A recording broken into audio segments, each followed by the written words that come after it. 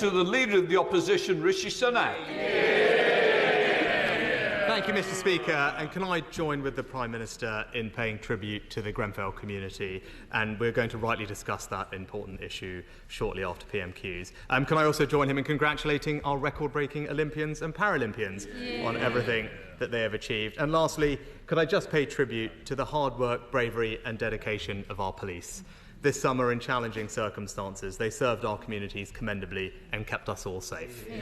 Now, Mr. Speaker, government is about making choices, and the new Prime Minister has made a choice. He has chosen to take the winter fuel allowance away from low-income pensioners and give that money to certain unionised workforces in inflation-busting pay rises. So can I just ask the Prime Minister, why did he choose train drivers over Britain's vulnerable pensioners? Mr. Speaker, this government was elected to clear up the mess left by the party opposition and to bring about the change that the country desperately needs. Our first job was to audit the books, and what we found was a £22 billion black hole. Well, it's no good them complaining. Richard Hughes, the chair of the OBR, was very clear. He described it as one of the largest overspends against forecast outside of the pandemic. His words. So we've had to take tough decisions to stabilise the economy and repair the damage, including targeting winter fuel payments whilst protecting pensioners. 800,000 pensioners are not taking up pension credit. We intend to turn that around. We're going to align housing benefit and pension credit, something the previous government deferred year after year after year. And because of our commitment to the triple lock, pensions are projected to increase by over £1,000 in the next 5 years. Rishi Sunak. Well, Mr. Speaker, the Prime Minister also inherited inflation back at target, interest rates being cut, unemployment low, and indeed the fastest-growing economy in the G7, Mr. Speaker. But that's not the point, because the Prime Minister now has to start taking responsibility for his own decision. And if, as he says, the public finances are a priority, it was his decision, and his decision alone, to award a train driver on £65,000 a pay rise of almost £10,000. And it was also his decision that a pensioner living on just £13,000 will have their winter fuel allowance removed. So can the Prime Minister explain to Britain's low-income pensioners why he has taken money away from them whilst at the same time given more money to highly paid train drivers?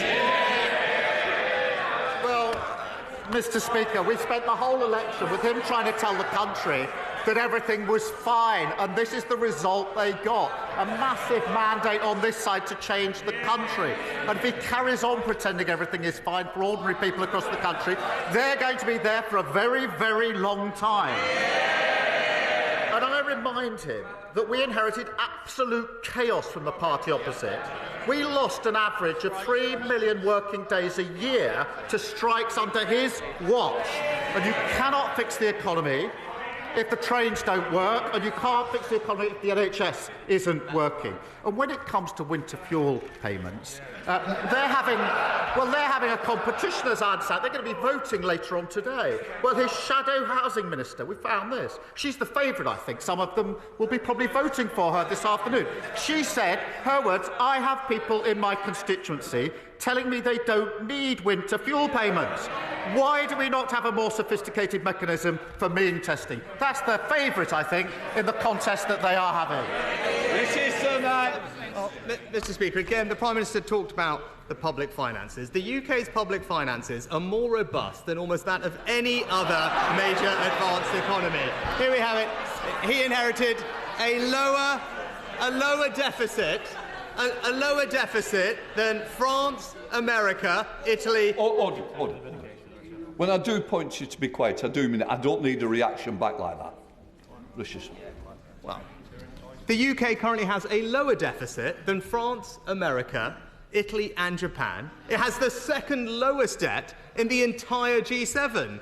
And he opposed every difficult decision that we took to deliver that. So I certainly am not going to take any lectures from him on that, Scott. But he talked about protecting ordinary people. Well, last year, under the Conservative government, a low-income pensioner with just £13,000 received not only the winter fuel payment, but also hundreds of pounds of additional cost of living support, both of which he has now scrapped. Age UK have said cutting the winter fuel allowance is the wrong policy. And only this morning, we've learned that the vast majority of the poorest pensioners in poverty, are going to see that vital support removed. So can he tell the House, very specifically to the pensioners that are watching, how much less support a pensioner on £13,000 will receive this winter? He talks about tough decisions. It's tough to inherit £22 billion black hole, which the OBR did not need. That is the inheritance. That's what they left. Now, back when they were in government, they'd have pretended it wasn't there. They'd have walked past it, put it in the long grass. We're not going to do that because we were elected to change this country for the better and stabilise our economy. No Prime Minister wants to do what we have to do in relation to the winter fuel allowance, but we have to take the tough decision to stabilise our economy to ensure that we can grow it for the future. And as I've said, we are working hard on pension credit. We're allowing housing benefits, which they didn't do for years, and over 5 years, it's a projected increase of up to £1,000 for those on pensions. We are tough decisions that they done. Rishi Sunak. The government doesn't have to choose to take money off low-income pensioners in order to give it to highly paid train drivers. That is a choice that he has made, and it will be clear to any pensioners watching that he simply can't explain why he has made that choice. But, Mr. Speaker, turning to another important issue. The government has suspended 30 of the UK's 350 arms export licences to Israel. It's a decision that the Chief Rabbi says beggars belief and will encourage our shared enemies.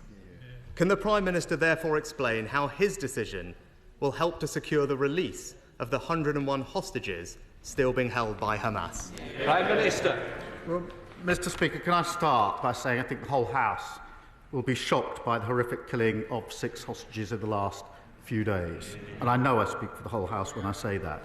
The remaining hostages must be released, and we need a ceasefire to ensure that that can happen, that aid desperately needed can get into the region, and we can begin the path to a two-state solution. Now, he asks how we arrived at this decision. He knows very well, because the legal framework is clear. The latest guidance was issued in 2021 under his government, and that means that licences have to be kept under review, as they were by his government. And I think he probably knows the advice that was given to his government. He understands the framework. We've carried out the review in the same way and come to a clear legal conclusion and shared that conclusion, the assessment, with Parliament. We will, of course, continue to stand by Israel's right to self-defence, but it is important that we are a country committed to the international rule of law. That gives us the strength of argument with our allies on important issues. This is a difficult issue, I recognise that, but it's a legal decision, not a policy decision. And the Prime Minister knows the framework, and they shout, they issued the guidance, they know what the test is, that test has been assessed, we've come to a conclusion, and we've put that before the House to consider. Prime Minister. Well, Mr. Speaker, I appreciate the Prime Minister's answer, but he'll know that decisions like this also have important and broader geopolitical implications. And he mentioned allies. It's essential that we maintain transatlantic unity in the face of terrorist threats and avoid any perception of splits between our two nations. So can he therefore update the House or tell the House what engagement he had with the United States prior to taking this significant decision? Prime Minister. I acknowledge the importance of working with our allies on all issues, as we have been doing, as I was able to make very clear at the NATO summit that I attended in the early summer. And of course, as he would expect, as the House would expect, we have talked this through with our allies. They understand. They have a different legal system. That is the point they made. It chunters from the. This is a serious issue. It requires serious consideration. And the Prime Minister knows the legal framework. He knows the legal framework very well. He also knows that applying that framework, the facts of that framework, and arriving at a decision does not permit me to simply then say I'm not going to implement the legal decision and conclusion that's been reached. I don't think he's really inviting me to do that. Rishi Sunak. Mr. Speaker, not only do these decisions have geopolitical consequences, but they also have emotional ones too. And the Prime Minister took this action on the very same day as the funerals of Israeli hostages murdered by Hamas. It's something that the Board of Deputies described as a terrible, terrible message to be sending. And I hope the Prime Minister understands the hurt that has been caused, and can he take this opportunity to reassure Israel and the Jewish community that the United Kingdom and this House stands behind Israel and its right to self-defence. Prime Minister. Let me be very clear about that. I've said it before, I'll say it again. We absolutely recognise and support Israel's right to self-defence and have taken action in support of that right of self-defence. And I've made that repeatedly clear in all of my engagements with Israel across the region and with all of our allies. I absolutely stand by that. But in relation to licences, this isn't an Israel issue. It's the framework for all licences that have to be kept under review. It's the same test for all licences, as the Prime Minister knows.